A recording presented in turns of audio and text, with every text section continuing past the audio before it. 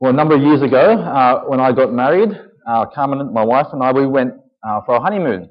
And we decided to go to New Zealand for a honeymoon. We hired a car, we drove around all around the South Island and just went to different places and just enjoyed the sights and the scenery around New Zealand. And towards kind of three-quarters of the way through our trip, we had been enjoying ourselves, we'd been kind of enjoying New Zealand and the food there, but we were craving for a bit of Chinese food.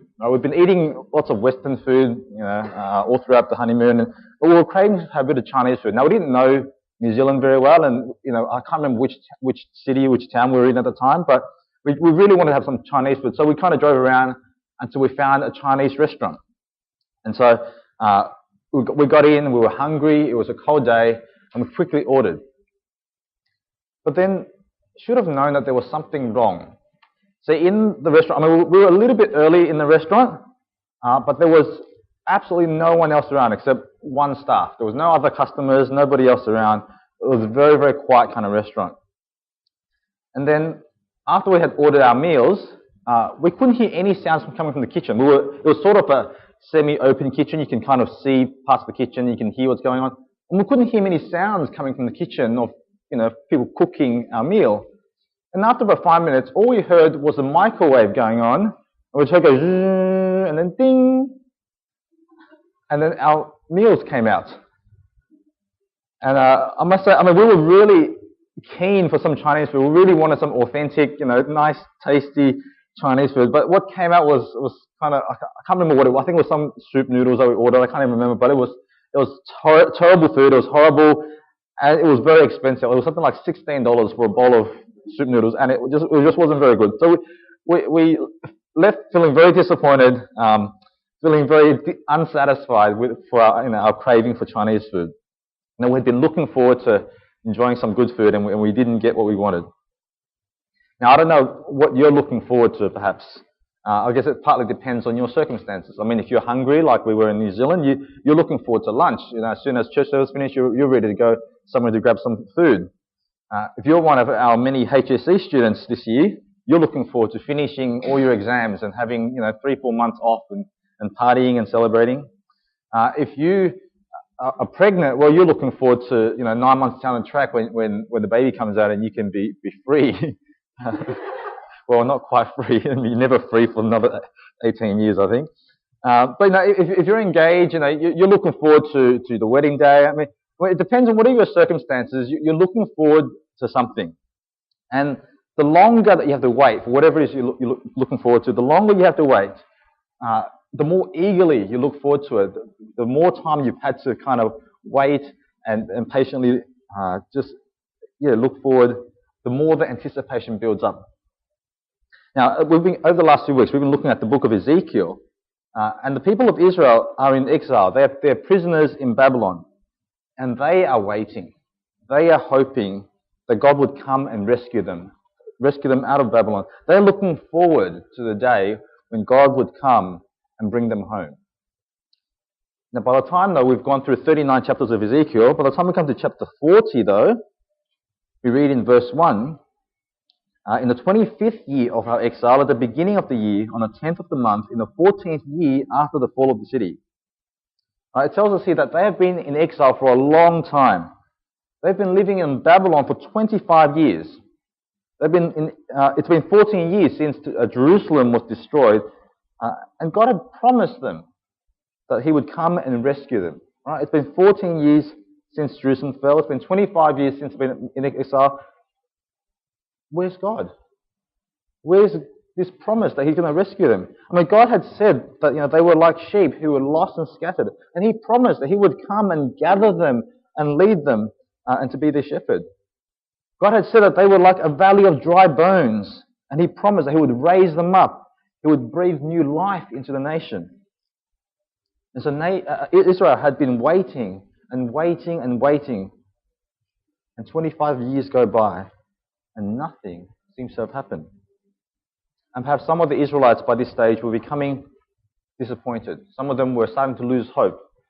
Maybe there is no God. Maybe God is not going to do anything. Maybe God hasn't heard our prayers. But today we come to this, the final section of the book of Ezekiel, the last 8 chapters. And God gives Ezekiel one final message. God gives Ezekiel this grand vision of the future.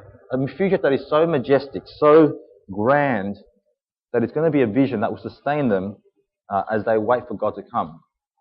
And it's such a grand vision that we're going to spend 2 weeks looking at these last 8 chapters. We're going to kind of go through it and look at one particular strand this week, and then next we'll look at another strand within these 8 chapters.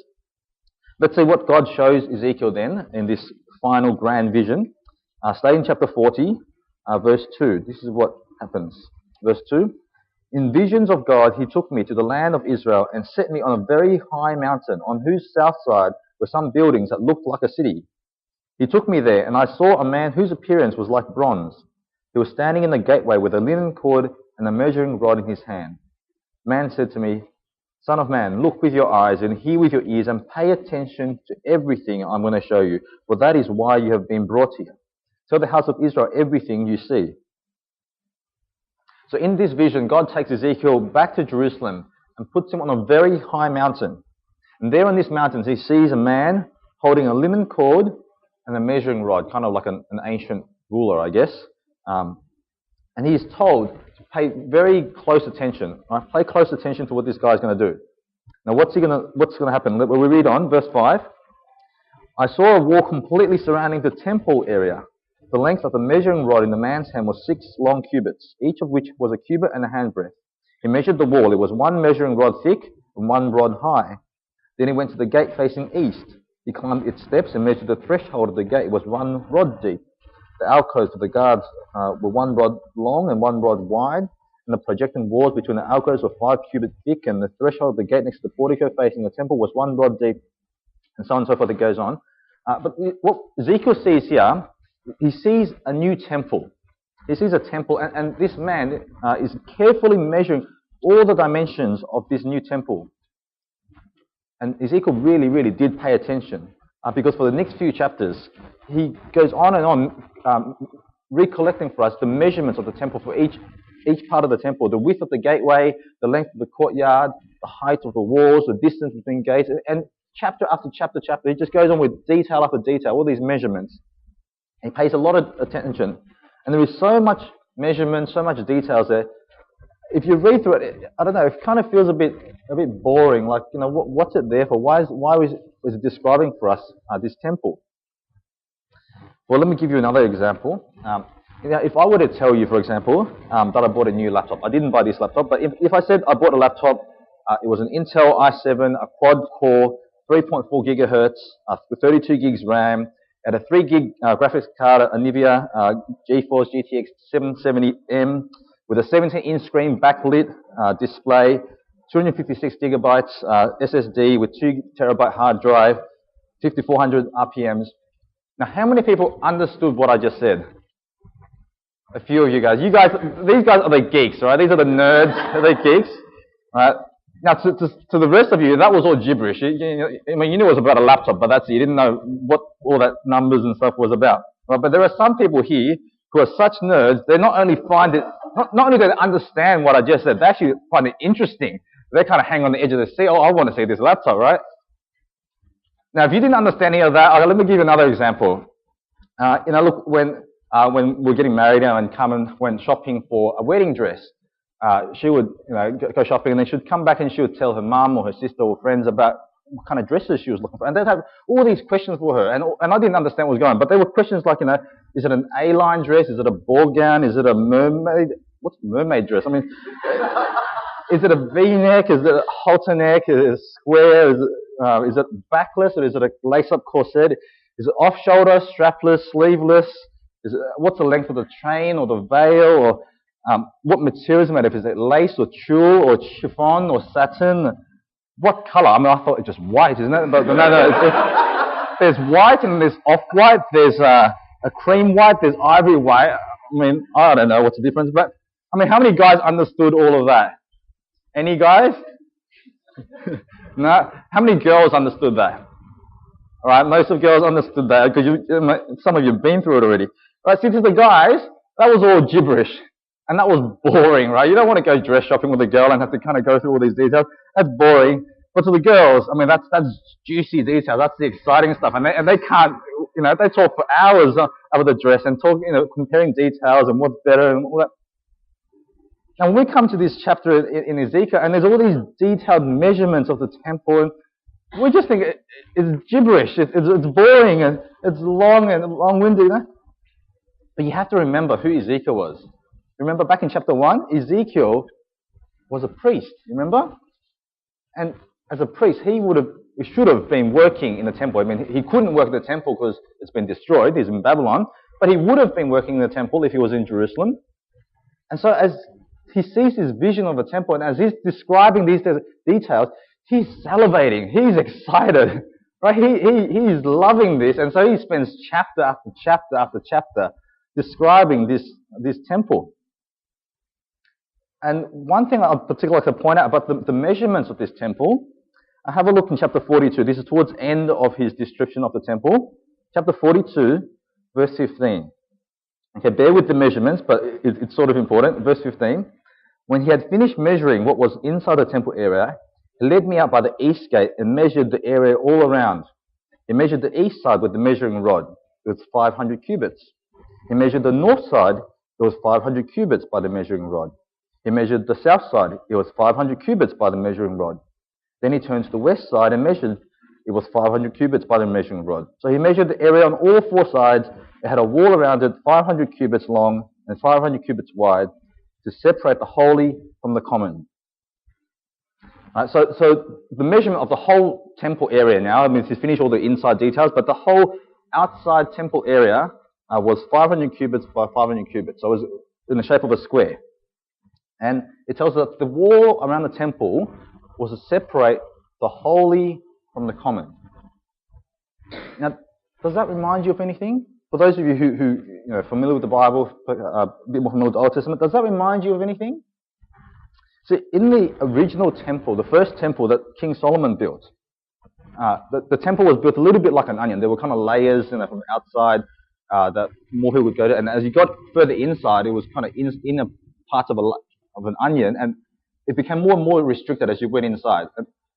Only certain people would go in. And by the time you got to the very innermost part of the onion, the temple, only one person could go in.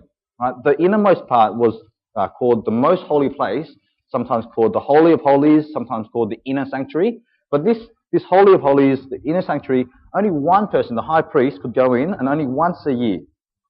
Right? And the reason that this inner sanctuary was so special was because this Holy of Holies was where God was supposed to live. That's where God was meant to dwell, at least symbolically. I mean, God didn't literally live in a building, but at least symbolically, that's where his presence was to dwell, inside the inner sanctuary.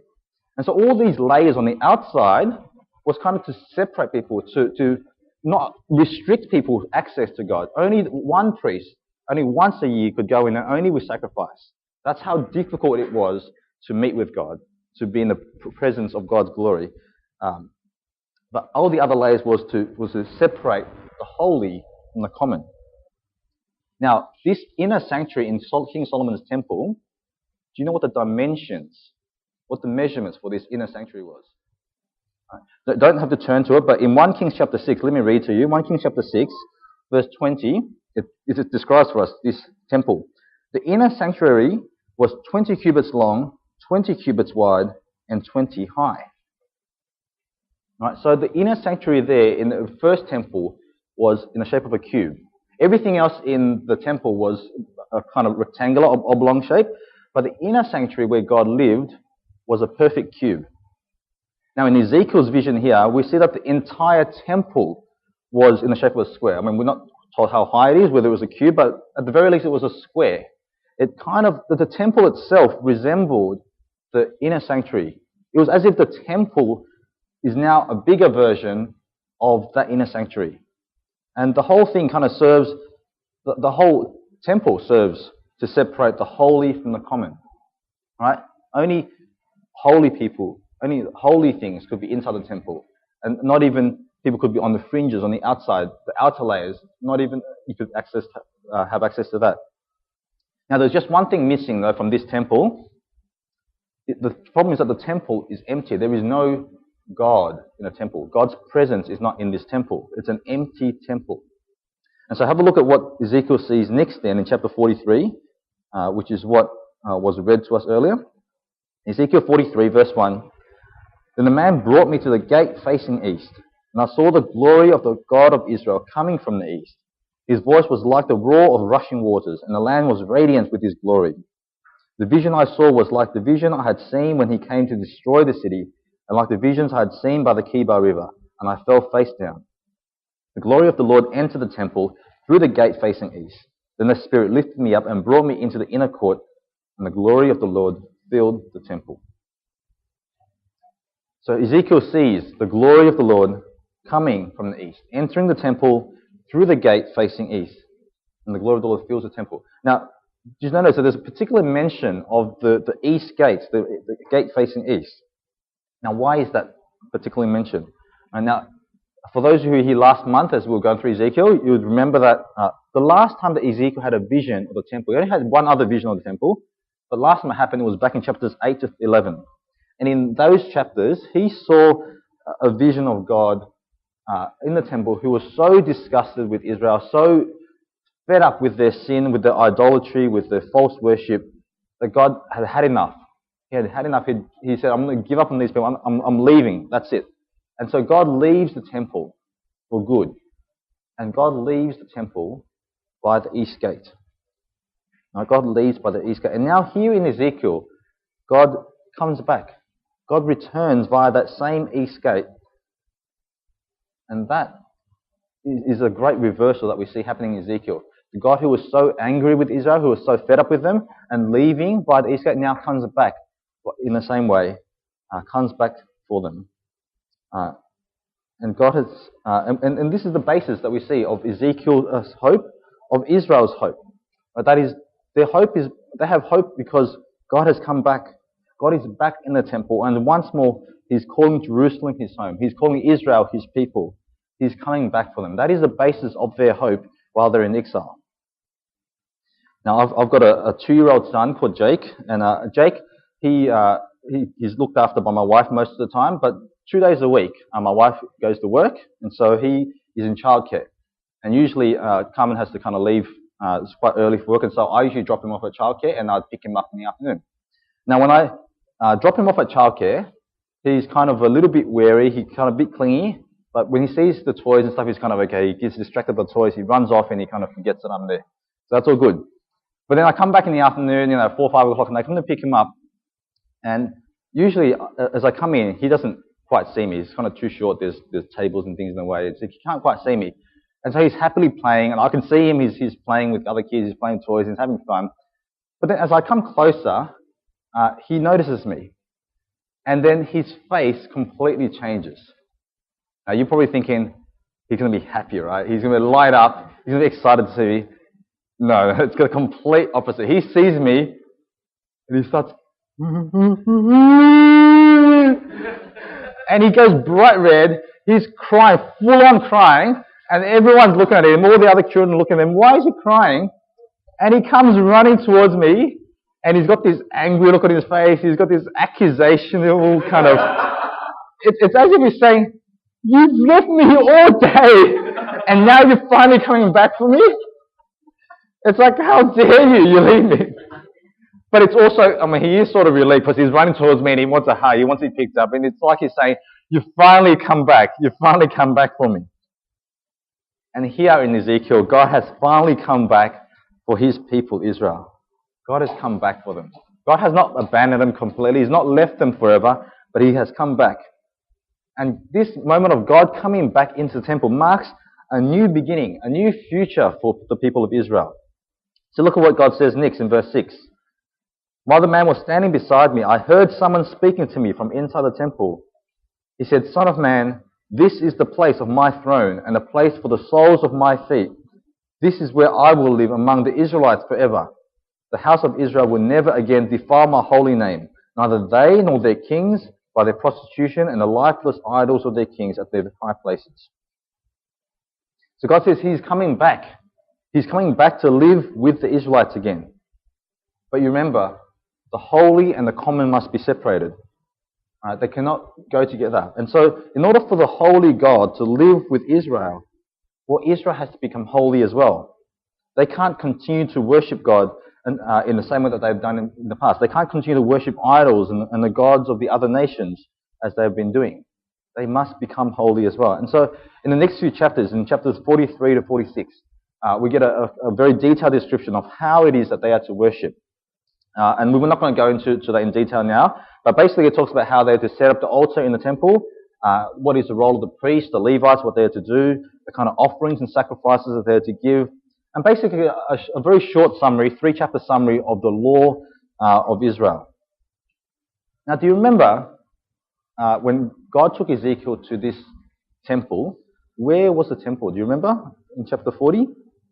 It tells us that God took Ezekiel up to a very high mountain. You remember that? Now think about it. God's prophet going up on a very high mountain, receiving God's law. Does that remind you of anything? It's kind of like Moses, isn't it? It's almost like Ezekiel it's a new Moses establishing a new relationship between God and Israel. It's like there's a new Exodus happening all over again. And these chapters here, if we were to spend some time going through it, we would see lots of imagery coming from the book of Exodus. And for the Israelites, receiving this vision from Ezekiel, they may have quite readily thought that a new Exodus is about to happen. A new Exodus is about to happen to them in Babylon. And the good thing is, for them this time, it's going to be an Exodus that is for good. So God says He's going to come and live among them. He's going to rescue them, bring them together, gather them, and He's going to live among them forever. He's going to come and He's going to stay for good. So have a look at chapter 44, verse 1. Then the man brought me back to the outer gate of the sanctuary, the one facing east, and it was shut. The Lord said to me, "This gate is to remain shut. It must not be open. No one may enter through it. It is to remain shut because the Lord, the God of Israel, has entered through it." See, after God had come into the temple through the east gate, He says, now this east gate is to be closed and not to be opened again. It's to remain shut. And this idea of the gate being closed, it's a sign that God has now come in. He has entered and He's not going back out again. He's not going to leave again. He's not going to abandon His people again. He's coming and He's staying for good. He's going to live with them forever. And so now Israel knew that no matter what happens to them, no matter how long they're in Babylon, no matter what else happens in Babylon, no matter how long they have to wait, they knew for sure now that God is with them, that God is going to stay with them, that God is not going to abandon them. And having this vision, this message from God, they can endure whatever that is they're going to face in the next few decades. They can be confident that just like it was in the days of Moses, that once again God is going to come, God is going to bring them out from exile, God is going to bring them to Exodus. Now there is still a question of, well, when was this vision fulfilled? When did all these promises that God made to Israel, when were they fulfilled? Now history tells us that after this vision, the Israelites would continue to be in Babylon in exile for another 45 years. In total, they would be in Babylon for 70 years. Now, after that time, the Persians would come. They would come into power. They would defeat the Babylonians, and the Persians would release the Israelites. They would be released and allowed to return home to Jerusalem. And so it would seem that this is the beginning of the fulfillment of these promises. Now, as they go home under the leadership of a man called Ezra, the temple of Jerusalem is rebuilt. Right? They rebuild the temple, but as I look at this new temple that's been rebuilt, those who remember the old temple, those who are old enough to see the old temple and now compare it to this new temple, they are weeping in tears. They're not weeping with tears of joy. They are weeping because they're sad and they're mourning. Because this new temple, it was not this grand, majestic temple that Ezekiel talked about. It was but a poor replica of Solomon's temple. And a few hundred years later, when the Romans came into power, King Herod renovated this second temple. And even then, with all his renovations, it still looked nowhere near Ezekiel's temple. And so, even though they came back to Jerusalem, even though they did have a new temple, it was not the kind of fulfillment that God promised in Ezekiel. I mean, God's king was not on the throne. They did not enjoy peace from the enemies. And so much of what God had talked about had not been fulfilled. So they need to keep on looking forward. That was not the fulfillment. They need to keep on looking forward to another fulfillment, to another time when Jesus comes on the scene. And when Jesus comes, Jesus fulfills the promises that he makes, that God makes, in a way that no one expected. Let me read to you from John chapter 2, verse 18. John chapter 2, Jesus having discussion with the Jews, the Jewish leaders. Then the Jews demanded of him, "What miraculous sign can you show us to prove your authority to do all this?" And Jesus answered them, "Destroy this temple, and I will raise it again in 3 days." The Jews replied, "It has taken 46 years to build this temple, and you're going to raise it in 3 days?" But the temple he had spoken of was his body. After he was raised from the dead, his disciples recalled what he had said. Then they believed the scripture and the words that Jesus had spoken. Now, this particular episode where Jesus is debating with the Jewish leaders and he's saying, destroy this temple and I'll raise it again in 3 days, John is the only one who records this episode. Other Gospels make references to it, but they don't record the actual event happening. John is the only one who records it.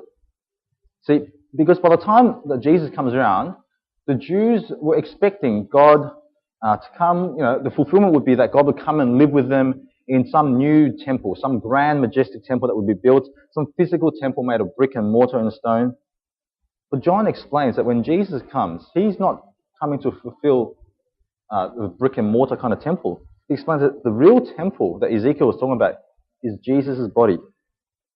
It is in Jesus that God comes to live with us by taking on human flesh. Back in John chapter 1, he said that the Word became flesh and made his dwelling among us. God became flesh. God took on human body and lived among us. That was how Ezekiel's vision of the temple was fulfilled. Not by a physical temple being built and God's presence coming to live in the inner sanctuary, but by God's Spirit, God's glory and presence dwelling in a human body and as a human coming to live with us. Now, every now and then, we'll go to the museum to look at artworks and stuff, and I'm not a very cultured kind of person. I'm very straightforward, very, very plain when it comes to admiring artwork. So when I go to the museum, I like to look at paintings and artwork that's realistic, So you get a scene of a sunset or something, right? And if the painting looks like a real sunset, then I think it's a great painting. Or if it's a picture of, a cat or something, and it really looks like a cat, it's got very fine details of the whiskers and fur, then I think this is a really good picture. But then there's this other section in the museum with abstract art, with abstract paintings. And I don't know what to make of that, right? I'm not cultured enough to kind of work out what it is. To me, abstract art is just rubbish, okay? And that's just more about me than the artwork. But to me, abstract art, it doesn't look like anything. Eyes are not in the right place. You might have an eye up here and an eye down there. The nose is upside down and colours are all funny. Or you have a scenery where it's just, there's splashes of colour and, it doesn't look like anything. I can't make heads or tails of it. So usually I need there's a blurb on the wall that might explain what the artist is trying to do, or someone might be there to explain what the picture's about.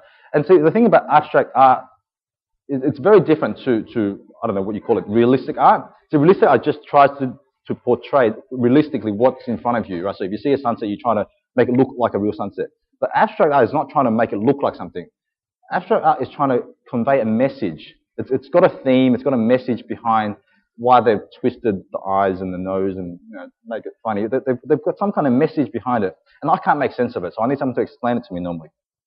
Now in John, the Apostle John, he likes to make abstract art. Because, see, compared to someone like, say, the Gospel of Matthew, the Gospel of Matthew is very realistic, straightforward. He just says, this Old Testament scripture says this, and Jesus now fulfills this piece of scripture. Right? He spells it out for you. Okay, and he just quotes, in Isaiah it says this, and Jesus has done this. But then John doesn't do that. He doesn't quote Old Testament scripture. He kind of paints kind of weird pictures with symbols and things that seem to have meaning. And unless you know the Old Testament scriptures, you're not going to pick up on the meanings, on this abstract kind of thing. And so you kind of need someone to explain to you, what is he referring to? What is these kind of illusions and things like that? See, and in John chapter 2, John explains it for us. He explains what the illusion is. He tells us that Jesus is the temple. He doesn't spell it up as that, in Ezekiel chapter 43 says that He just says, well, Jesus, by saying this, says that he's the temple. Right? And he says that the new temple that Ezekiel was talking about was not a building, but Jesus. And it's in Jesus where the fullness of God lives. The full presence, the full glory of God dwells in Jesus. It is because of Jesus that sinful man can come and live with the holy God, that the sinful person can be made holy. Now the Apostle John, towards the end of his life, he also finds himself in exile. He, as an old man, as a Christian, he's been persecuted. He's in exile on an island. And not only him, but the whole Christian church has been persecuted. People are being killed and arrested. And there seems to be no end in sight. They're suffering, asking questions, much like perhaps the people of Ezekiel's time, in exile, having questions, wondering what's going on. And God gives John a final vision, much like Ezekiel does. Gives John a final vision that is so grand and so majestic that this vision will sustain him and also sustain us for however long it is necessary until God comes back. So if you turn to Revelation 21, we're going to look at this again next week as well. But Revelation 21, John describes for us a city that he sees. In this vision, he sees a city coming out of the heavens. And he describes to us briefly what this city is like. Have a look at verse 16, chapter 21, verse 16. This city coming out of the heavens, the city was laid out like a square, as long as it was wide. He measured the city with the rod and found it to be 12,000 stadia in length and as wide and high as it is long. Right, so God gives him this vision of a city coming out of heaven, and this city, he sees, it's the same length in its width and length and height. It's a cube. And do you remember Ezekiel? We saw something similar. Remember the temple in Ezekiel's time was like a square, which was like the inner sanctuary. It was like a cube. And there was another thing that's remarkable about the city. Down in verse 22, John saw, I did not see a temple in the city, because the Lord God Almighty and the temple, the Lord God Almighty and the Lamb are its temple. See, when John has his vision of a city, he doesn't see a temple in the city, which is quite remarkable because, well, where is God going to dwell? If this is the city of God, where his people were to live with him, where is God going to dwell? Well, there's no temple because God's dwelling place is not just restricted now to the inner sanctuary. It's not just restricted to the most holy place. It's not even restricted to just the temple like in Ezekiel's time. But now, God's dwelling place, God's presence was in the whole city. The entire city was to be filled with God's presence, filled with God's glory. Right? And so God is living with his people without any boundaries. There are no layers anymore. There are no walls. There is no separation between the holy and the common because we've all been made holy. And God gives John this vision to encourage him, just as he gave this vision to Ezekiel to encourage him, that this is the future. This is the future that awaits God's people. This is the future that awaits us, those of us who are Christians. So now, I don't know what your circumstances are, whether perhaps there are some of you here who are going through a difficult time. Perhaps you're wondering why God hasn't answered your prayers. Perhaps you've been waiting and waiting for months, for years perhaps, for an answer to your prayers. Well, just like in Ezekiel's time, just like in the Apostle John's time, God is telling us to wait patiently, to persevere. Even if you can't see what the outcome is going to be, even if you don't understand why this is happening, God is saying wait, because this is your future. The future is that you are going to live with God in heaven. That is your sure and absolute certainty. Right? That is our destiny waiting for us. Now, Ezekiel only had this vision, and he didn't know how it was going to be filled, he didn't know when it was going to be filled, but we see much more clearly than Ezekiel did. We see much more clearly how God comes to live with us in the person of Jesus. We have a far better understanding of how it is that in Christ that we can come to live with God. Now, I don't know what your plans are for the future. We've all got dreams for our future.